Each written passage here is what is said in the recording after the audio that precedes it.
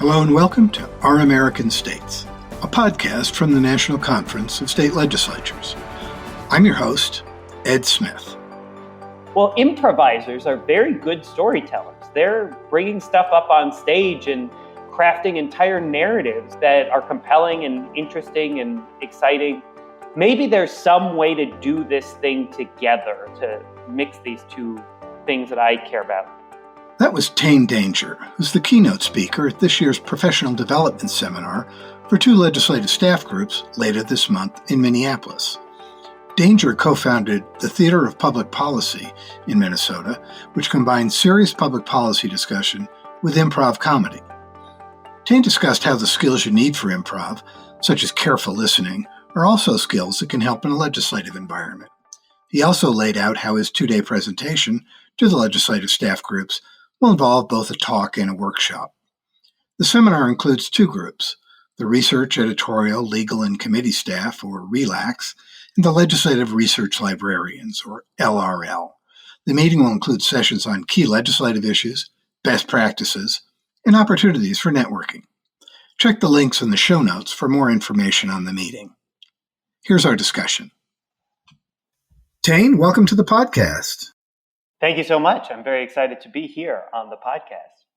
Hey, really glad to have you. I have read your background, and you have an interesting place in the world. I've spent almost 50 years in the newspaper and public policy world, and I never really came across this combination of public policy and improv, though maybe it would have made life more interesting. Tell listeners how you came to see this overlap between these two areas. Sure. So I started out my career, similar to you, in journalism. I was like the editor of my college paper. I had been doing some freelancing, and I thought that I was going to do that. I ended up actually doing some work right out of school for the state of Minnesota, and then at a few different nonprofits. I often kind of have just grouped all this together as like do-gooders. Like I worked in sort of the do-good industry. While I was doing that, I over and over again found that there were people who were doing really valuable, important, good work, right? And again, whether that was in the public sector, at the state level, or in different nonprofits, they a lot of times would not be great at telling the story of what they were doing and why it was valuable or important, or there was joy connected to it, frankly. There was probably capacity for a lot of the places I was working to talk about what they do, but so much of it so often was sort of like, hey, everybody, everything is terrible. We got a lot of really bad stuff going on, and you all should really like pay attention to how bad everything is and then help us out. I get that, and I totally see like why you get to that place, because a lot of the stuff that folks work on is really hard. Like we're working on problems and trying to solve issues that are hurting or challenging people. And yet I would also have this instinctual feeling like, well, if we're always talking about it in this sort of like dire, the sky is falling and like everything is bad, like it doesn't feel very sustainable, right? Like who wants to hang out with that person at that party for very long and just listen to how miserable and bad everything is all the time? And, you know, this was at a time when we saw a lot of people drifting away from civic life in a variety of different ways, and people not participating in the ways that we had seen in previous generations. Along the same time that I was doing this public sector work, I was also doing improv comedy as my fun thing. And I got to start thinking like, oh, if the challenge here is that folks who are doing all this good work aren't necessarily always great storytellers, or they're telling the story in ways that maybe aren't sustainable or long-term appealing for folks. Well, improvisers are very good storytellers. They're bringing stuff up on stage and crafting entire narratives that are compelling and interesting and exciting. Maybe there's some way to do this thing together, to mix these two things that I care about. And in all sincerity, I came up with this idea for a show where we talk about a particular set of issues, public policy usually, and then a team of improv comedy performers takes whatever it is that we were just talking about with an expert and uses that as their inspiration on stage for improv. And I started this and I thought it was going to be just something that was like interesting and fun to me, frankly. It's like kind of, you're like, oh, I don't know, I'll do this thing and it's maybe somebody will come out to it, but I'll find it fun and interesting. But very quickly, people started coming out to it and people were very interested. And within the first like month of doing it, people were asking us to bring it to their colleges or to their conferences and all these different things. And so that clued me into, there's actually something here. There's an interest in talking about some of this stuff in a different kind of way that is thinking about how this is communicated, how we kind of look at it through a little bit different lens and make it something that really is relatable and connected to people's lives in a different kind of way. Well, I certainly think a lot of the people you're going to be talking with, the legislative staffers or people who do what they do-gooders, if you will, or the greater good. I think that's many of us in this area. That's part of the motivation. Now, when I first read your background, I thought, oh, well, you're trying to tell these people to take it easy, lighten up a little bit on this public policy. But I think what I'm really hearing you say is, why don't you try another way of communicating the import, the seriousness of this in a way that's a little bit lighter, because it might be something that people will listen to. Is that the message, really? Oh, yeah. I think that there's a couple different lessons and that we'll get to in the sessions that I'm doing. Sometimes I do think about, what is that line where it's like, war is too important to leave to the generals or something? And it's like, public policy is too important to just leave to the public policy professionals. Now, I will say, since starting the show, I got my master's of public policy at the University of Minnesota, and I've really kind of gotten my bona fides up on being really in depth on the policy. And I get it, and I get why it is so serious and substantive. And very importantly, to the work that my project, the Theater of Public Policy, does, it's not about sort of dumbing this down or making it something that is just palatable. You know, people a lot of times will ask about that, like, oh, are you just sort of like making it, something simple or cartoonish? And it's like, no, actually, it's like very complex to take a substantive, serious policy conversation and then tell that in a very different way through a performance on stage, through a set of scenes that are created between different improvisers on stage. It's not about making it like simplistic or taking the nuance out of it. If anything, it's a very high level of synthesis and understanding of what are the substantive valuable things here that come out when you actually are listening very deeply to what that issue in policy is about, and then you're reflecting it back in a different kind of way. Like, you have to really be thinking about it on these different ways.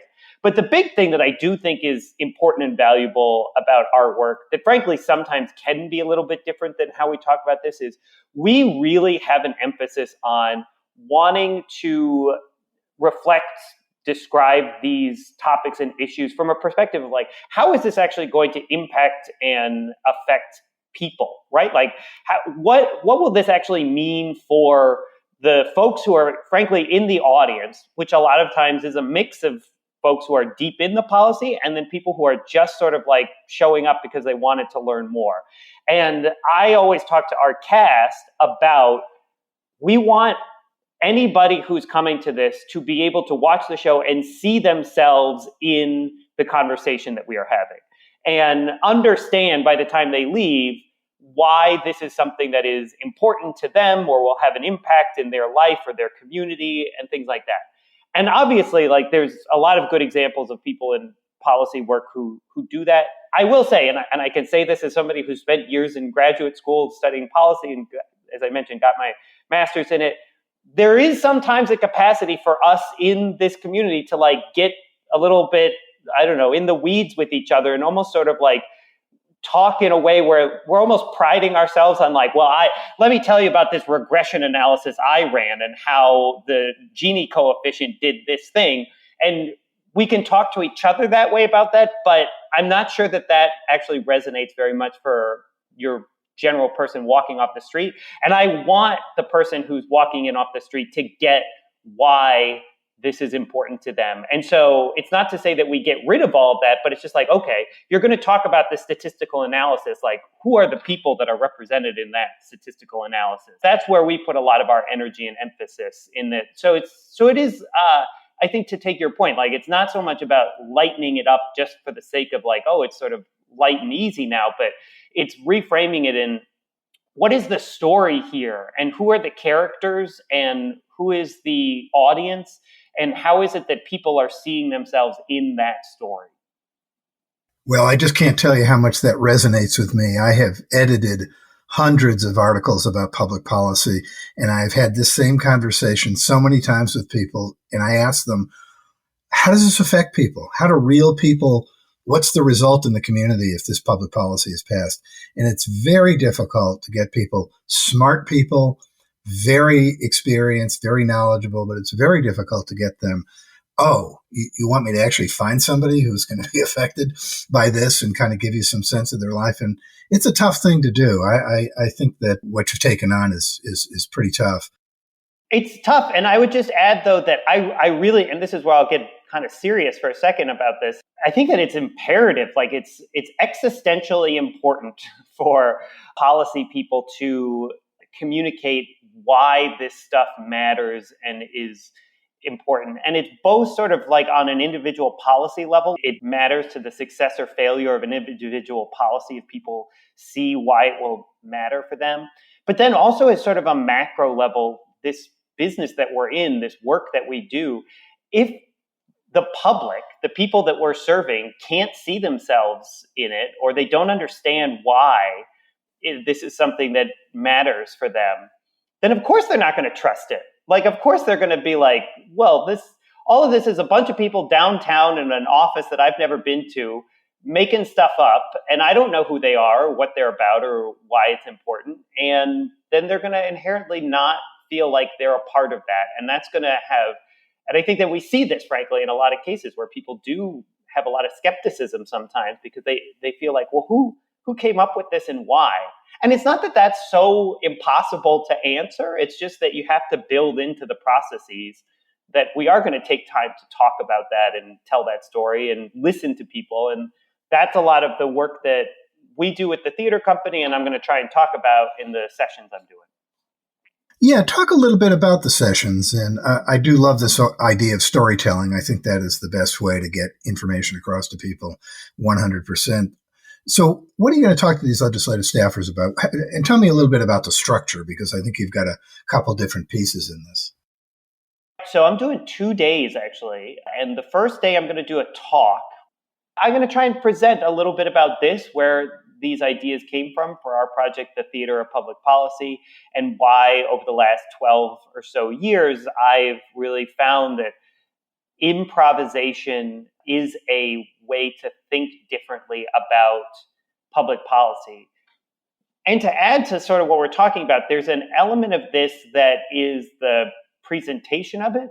But I also really believe, and a lot of what my talk will be about, is how the tools of improv, the tools of improvisation, are valuable in the work itself as well, in how we interact and engage with each other as public policy professionals, as legislative staffers, as folks in this industry.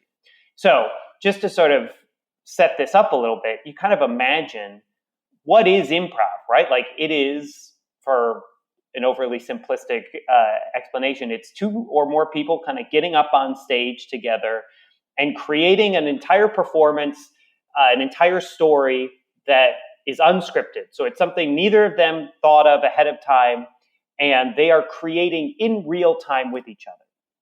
So if you think about like what are the skills that are necessary for that, you have to be able to listen really well, because if my scene partner comes up on stage and says something, I better be paying attention to what they're saying so that I can absorb that and work with it.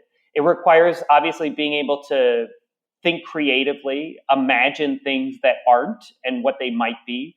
It requires a lot of synthesizing of information about how we're going to take part A and part B and bring it together and come up together with something that's part C that is totally bigger and different and more than either one person kind of came up with by themselves. So I don't know, a lot of that might sound intimidating or overwhelming when you're just sort of thinking about getting up in front of an audience and coming up with all this. And yet my argument will be when I present this, that this is what legislative staffers are doing all the time, right? Like some lawmaker or some lobbyist or somebody is coming and saying, we really need a policy on X, and I wanted to try and do these 3 things.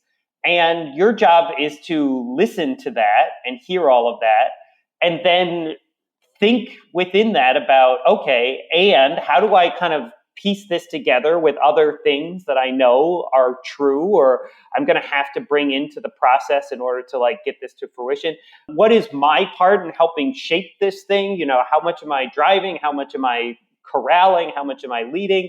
I have to probably, in different cases, bring together disparate voices that are maybe presenting sometimes things that are coming at something from totally different angles and build that, as I said, into something that is bigger than any one person might have come up with by themselves. So I think that if you just sort of think about it in those terms, like that is a lot of what policy making is taking these different pieces and putting them together and having to do it in real time often, right? Like while it's sort of in process. The first day of the conference, I'm going to talk about this and sort of why I think that this is true, what the experiences that we've had doing the theater of public policy for years, both in terms of presenting to the public this stuff, but then also doing trainings and education for people in this space that has gotten us. And then on day 2, we're going to do a workshop that people can come to, and we will lead them through actual improv exercises that are things that my cast and I do in order to get ourselves in the right brain space for doing a performance on stage. But we'll like take a step back from that and say, okay, how can we use this tool that we've just learned in a session where we're trying to figure out how to craft this piece of policy? Or what is the listening skill that is valuable here in terms of, again, having different stakeholders feel like they are part of a process and you're actually absorbing what they're saying and meshing it together with a variety of other things. What are like the public presentation skills that I can use that'll be useful in this? We're going to actually dive into some of that. It'll be fun and interactive, but there'll be real like substantive things that'll give people different ways to think about how we listen to each other, how we collaborate together, and how we present information together. Coming out of the world of improv, but explicitly designed for bringing this into a public policy space. Let me ask you about different personality types and how they handle this. I'm an introvert. A lot of people in the newspaper business, surprisingly, are introverts. But I once performed in a group called Up With People for a year. So I appeared on stage, 225 times or something. And despite the fact that I was an introvert, I was able to do that. So when you look at different types of personalities like that, do you think most people can engage in this sort of improv kind of skills regardless of that? I think that this is a really important, valuable piece of thinking about this is that people have this notion, if I'm going to do improv, like I'm performing or I'm getting up on stage and, frankly, I think sometimes people, if you say improv, the image in their head is actually something a lot closer to like stand up or something like that. Improv is built on us doing something together, and it's multiple people, again, listening and adapting and working together to build something that no one of them could do by themselves. And those are skills that, yes, are applicable and useful on stage. And they are, again, like what we're using every single day to create policy and to work in the political process in a variety of different spaces. I often will say, and this will be a heads up for people who listen to this and then come to my session. I'll very often ask people, like, what's the most important skill for an improviser? And people will shout out, like, thinking on your feet or being funny or being clever. And eventually somebody will say, hopefully, they usually say, it's listening. And I'm like, absolutely, 100%. That's the right answer. is listening is the most important thing that an improviser can do, because improv absolutely falls apart if the people on stage aren't listening to each other. Just the same way that, frankly, like public policy falls apart if we aren't listening to the stakeholders, to the community, to the other people who are involved in putting it together. The exercises that we'll practice are things that are training us in how to be a good listener and a good collaborator. And that is stuff that absolutely is not built on, I'm going to get up in front of a group of people and sing a song or something like that, or read a sonnet that I've written or something. It's about a very, I always say, like, improv is great because it trains you how to be a good listener and how to be empathetic and how to work with other people. And all of those are really good human skills. Like, if you're going to do anything that involves other people, then you probably want to practice your listening and your empathy and your collaboration skills. That will be the focus and the emphasis. And I don't know, over the years, I've done a lot of these, hundreds and hundreds, and I've never lost anybody. Everybody usually gets there with me, that they get this and they actually have a really good time with it. Even the folks who come in and like, oh, this is not my kind of thing. It's like, if we all jump in together and we focus on what these core pieces are, then we all have a really good experience with it. Well, this listening element is really critical because, of course, that's what we're doing right now. And a lot of what legislative staffers do is interview people as they do research and try to, whether it's stakeholders, whether it's their the electeds, whether it's the other people who are experts in that area. So talk a little bit about interviewing and listening, and what kind of help you think the kinds of approach you take will help people with in terms of their ability to maybe improve their interviewing skills. Yeah, that's a great question. So much of this, like, there's elements of it when you talk about it, it sounds so simple. And yet I really believe that we don't train people, we don't teach people listening skills, right? Like, there's no class for the most part that you take where you really have to focus on listening. How am I listening to people? How am I engaged with something? We'll do a couple of different exercises around this, particularly in the workshop on the second day. And some of them are based on listening very deeply to what somebody's saying. So just as like an example, there's an exercise that we do where whatever you say to me, I have to start my next sentence with the last three words that you ended your sentence with, right? And it's a little bit gimmicky, and it's obviously an exercise, but part of what this does is it makes it so that you actually have to listen to all of what somebody else is saying and not just sort of like immediately start thinking about what am I going to say when this other person is done talking. That's sort of an inherent piece of it, and that's important.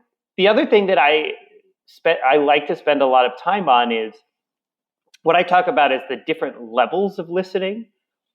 Listening to what somebody else is saying is very important. We just talked about an exercise built on that. And yet there's all these other aspects and elements of listening that we don't maybe talk about or we don't think about as much. What is somebody's physicality communicating to me about maybe how they're feeling or what their kind of current like energy is with what we're talking about? What are we not hearing because somebody's not saying it, but it's like out there and you're aware that it's out there? If you just mentioned a moment ago that you spent a lot of these performances up on stage, like somebody up on stage, an improviser, an actor, a performer of any kind, can tell you very much sort of how an audience is feeling, and it doesn't have to be a verbal thing. Nobody in the audience is saying, I'm really enjoying this, or I'm bored, or anything in between. But if you're up on stage, you're hyper aware of sort of what that feeling is like in the room and how the audience is feeling or not feeling.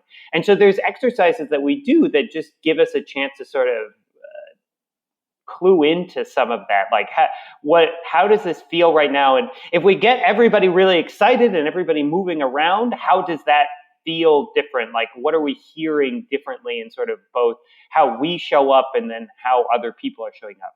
And the big lesson out of this that I always, because again, I think that when we just talk about some of this, it can sound, I don't know, a little bit distant or challenging, or you're like, what exactly are you talking about? But I always say everybody has the capacity to be a good listener, right? Like being a good listener is not like you either are or you aren't. It's a skill like anything else. It's like something you can practice and you can get better at. And we'll do things that, like, because of the structure of the exercise, you have to listen very closely to what the other person that you were with is saying, or how they are using their body, or what the physicality or the quiet part of what is going on is. And you'll find, like, within literally like 2 minutes, oh, I'm paying attention to what somebody's eyes are doing or what the tone of their voice is, in a way that we just don't normally do. We don't normally listen or think about that. Hopefully people at this conference do this already, but it's probably hit or miss how many of us are like paying attention in a group of people to, okay, who's been talking a lot and who hasn't really said something, and who's kind of like eyes are keep looking at me, but they don't actually speak up. Tuning into how different people are participating and what they are bringing to it is something that you can absolutely get better at, and relatively quickly. And it's very powerful and it's very meaningful to things like this, both because you'll get different kind of information out of it, and because people notice when you're listening to them and it matters, and they participate differently then. And that's hopefully ultimately our goal. Thanks, Tane. We'll be back with the rest of our discussion right after this short break. Rely on state legislatures' news on the NCSL website for the freshest takes on people, places, and policy. Find out what states are doing about the biggest issues of the day, and check out the Across the Aisle and My District features for compelling stories of bipartisanship and special places and events. Make SLN your daily go-to for all the hottest legislative topics and trends. Just click on the News tab on the NCSL website, www.ncsl.org.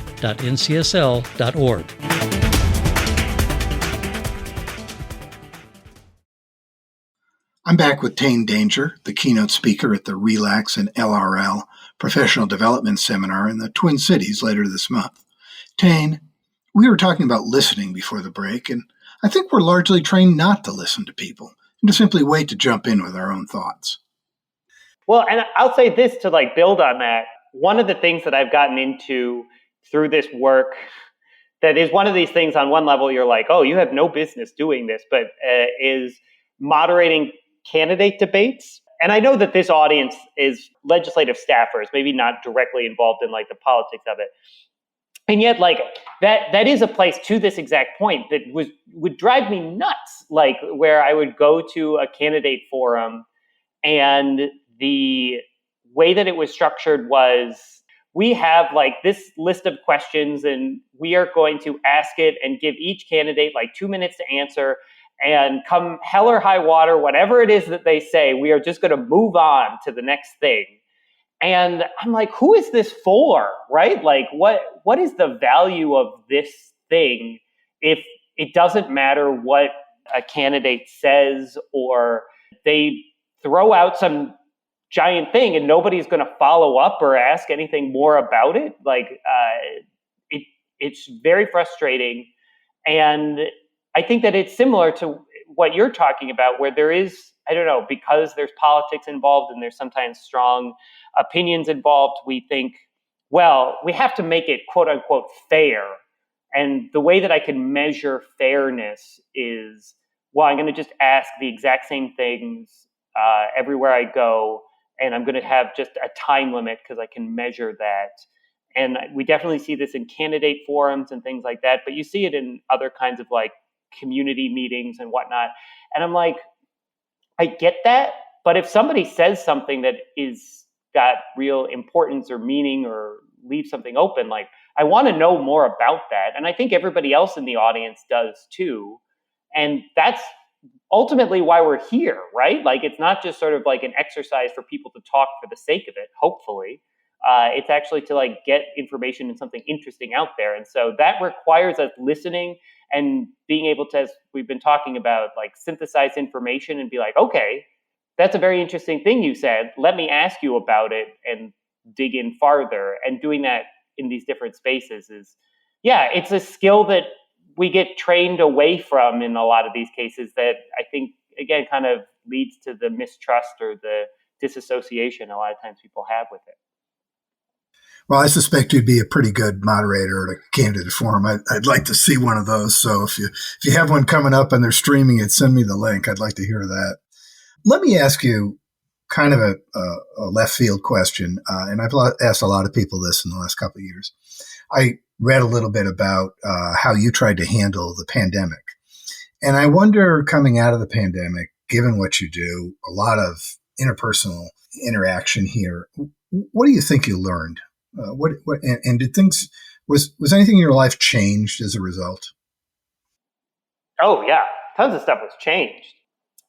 I'm trying to think the different pieces. I think that there was a lot of learning during the pandemic, during the real hard parts of COVID-19. But frankly, I think that a lot of that learning is still happening. And one of the things that I will just say that I really believe, and the pandemic underscored it for me in three different ways, is the importance of people actually being together with each other in community and connecting across different kinds of spaces, how important that is. Obviously, like, we all learned all these new tools of doing that through Zoom and Teams and whatever kinds of like apps we were using to do virtual stuff. And there's actually something that was like, I think, really beautiful in ways about that. Like, I thought that there was something very intimate about it. All of a sudden you were like in people's homes with each other and you got to see like a very human part of their existence that we didn't get to always see before. And I thought that that was really good.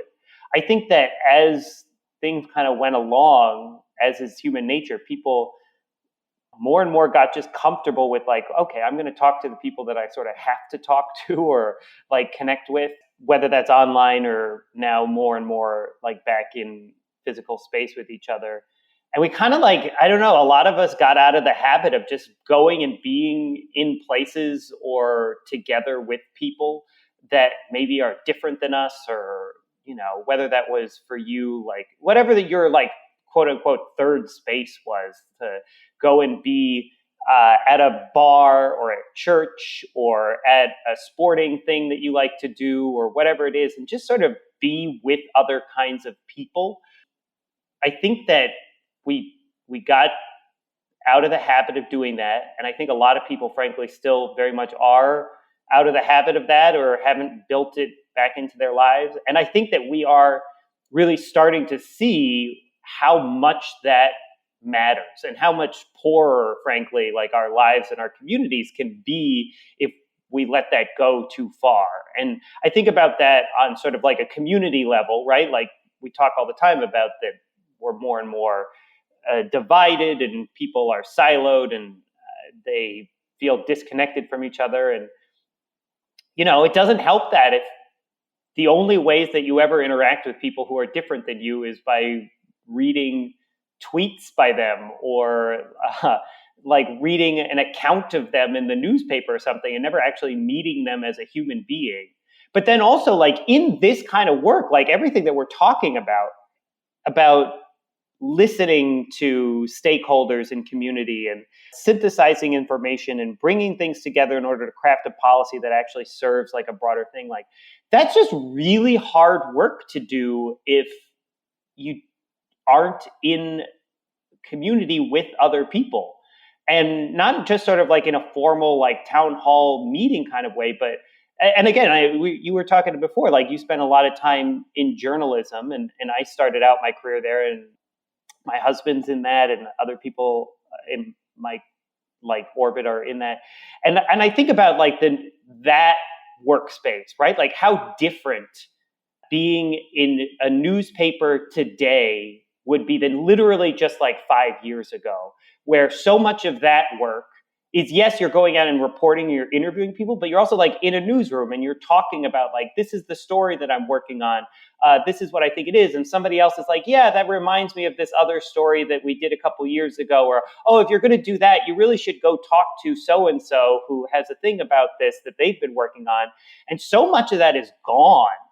Like so much of that just sort of informal idea sharing is not around in that space. But then I worry a lot about how is that part of the public policy conversation too, right? Like, are we doing public policy in a way where it's like, okay, you're working from home, so just write this paper up on what this policy is going to be, and who are you talking to, formally or informally about it? Who are you listening to? Where are you bouncing your ideas around with other people?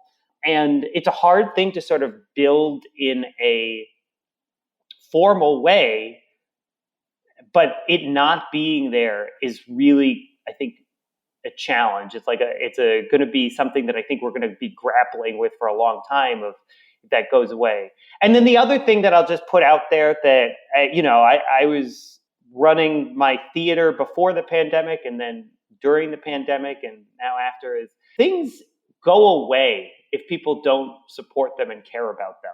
And I think we saw a lot of that over the course of the pandemic, whether it was a nonprofit that you really cared about or a theater company or just your local coffee shop or whatever. I don't know. It depends probably on who you are and where you're at. But sometimes I think we think, that thing is just here and it will always be there and it'll always happen or work out. And I think that I saw over and over again in the pandemic this story of like, if people don't show up and care about the stuff that is important to them, then it goes away. And we're still, frankly, seeing that with nonprofits and places of worship and even just like your local bar or coffee shop. Like, it's not going to just be there because it was there before. It'll be there if we go out and we're supporting it and we, buy tickets or buy a cup of coffee or come to church or synagogue or mosque. But if we don't, then it'll disappear. And I hope that that's something that people really took that away during the pandemic in particular, because it was so acute and so sort of right in our face over and over again, is seeing these places really struggle that way. And, the ones who made it through, very happy and glad. And yet that's still true, right? Like it's not just sort of like the tide and it just always happens. It happens because of us. And so we have to kind of take some ownership of that.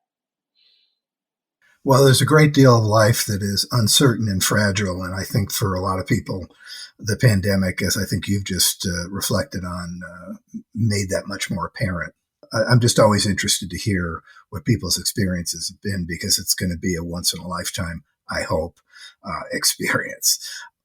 I kind of need to wrap up. So I want to ask you what other thoughts you'd like to share with the listeners. And as some of them, I hope, get ready to go and hear you at the conference.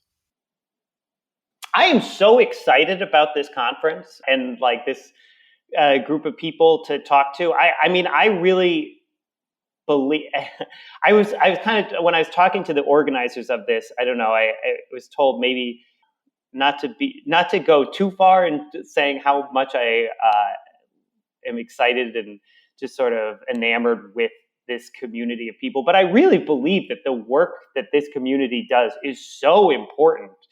And it is something that is not always front and center for a lot of people. Like, a lot of the public doesn't know all that goes into how this all happens, like how these things go. A big part of what I care about is trying to bring that out into the sunlight for folks and making that something that people can see a little bit more, because I think that that's really valuable and important, but also because I do believe that this work is so valuable and people should know about it so that they don't take it for granted and they don't let it disappear the way we're talking about. But yeah, I just sort of think about a lot of, frankly, the challenges that we talk a lot about in civic life, in politics, in a variety of different places. And the folks who are going to be at this conference, at this summit, are folks who are putting in the work like day after day to make things function and make sure that things turn out as best as we possibly can. And they're largely often doing it in a relatively unsung way. And they're doing it in really challenging circumstances with really like divergent points of view, I think, a lot of times, trying to bring those together. And they're having to practice like some skills that would be really challenging for anybody. Like if you said to anybody, like, I need you to take like 3 different people who have totally different ideas of how this thing should happen, and I need you to like put that together in a way that they all can like be like, yeah, okay, at the end of the day, like we'll go along with that. That most people would like run for the hills if you told them that that was going to be their job. And yet the folks here are doing that. And so I am excited to spend this time with them to hopefully offer some tools and things that I think will be valuable in that work, and will also maybe just like be uplifting and offer a little bit of joy and fun in doing that, because I think that the work needs to have some element of joy and uplift so that it doesn't become just a grind that burns you out, but it's something that we can get energy from. And so I'm hoping that the sessions that I'm offering give people a way to do that, and that we can really like lean in together and like, okay, how are we going to make sure that we keep doing this in a way where people see it, see themselves in it, and we can talk about it in a way that is bringing people into these processes and what it all looks like, because I think that that'll be very good for us and good for the programs that we're working on and the sort of system being sustainable over a long period of time. Well, amen to all of that. I spent the last 15 years working with a lot of these legislative staffers, and they are a really remarkable group of people. And I'm sure they're going to benefit greatly from your presentation. And I hope they have a lot of fun with it too. Tane, thanks so much for taking the time to do this, and best of luck at the meeting. Yeah, thank you so much. This was such a great conversation. Thank you. I've been talking with Tane Danger about some of the ideas he'll be sharing later this month with legislative staffers at the RELACS and LRL Professional Development Seminar. Thanks for listening.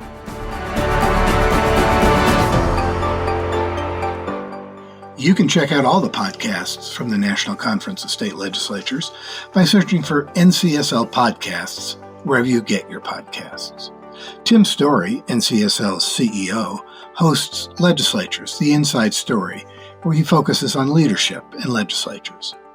The Our American States podcast dives into some of the most challenging public policy issues facing legislators. On Across the Aisle, host Kelly Griffin tells stories of bipartisanship. Also, check out our special series, Building Democracy, on the history of legislatures.